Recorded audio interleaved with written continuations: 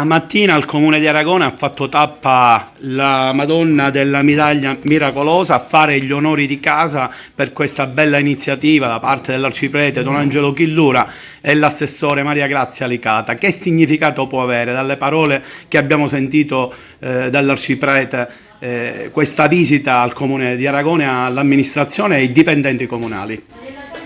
La visita della Madonna della Medaglia Miracolosa nel Comune di Aragona per noi ha un grandissimo significato, infatti è stata accolta da tutti i dipendenti del Comune, da tutta l'amministrazione proprio con grande grazia, proprio per quello che è il simbolo della Medaglia Miracolosa e soprattutto in un periodo così particolare. Proprio oggi ricorre la giornata, la prima giornata mondiale al ricordo delle vittime del coronavirus, una pandemia che sta colpendo tutto il mondo, e proprio l'arrivo di oggi nella nostra comunità di questa Madonnina per noi è simbolo anche di una speranza che attraverso la preghiera riusciamo a sconfiggere, riusciamo a non farci abbattere da questo forte virus, e soprattutto è di fondamentale importanza perché la Madonna deve assisterci anche a noi amministratori nell'esercizio delle nostre funzioni e soprattutto deve proteggere l'intera comunità. Quindi abbiamo accolto veramente a braccia aperte, così come proprio la Madonna della Medaglia Miracolosa a braccia aperte,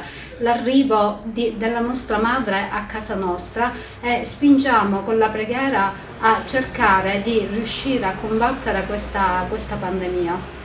Vogliamo leggere un brano del Vangelo di San Luca, perché di questo incontro diventa anche un momento di preghiera. In quei giorni Maria si mise in viaggio verso la montagna e raggiunse in fretta una città di Giuda. Entrata nella casa di Zaccaria, salutò Elisabetta. Appena Elisabetta ebbe udito il saluto di Maria, il bambino le sussultò nel grembo.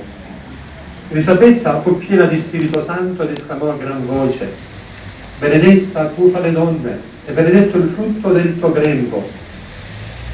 A che debbo che la madre del mio Signore venga a me?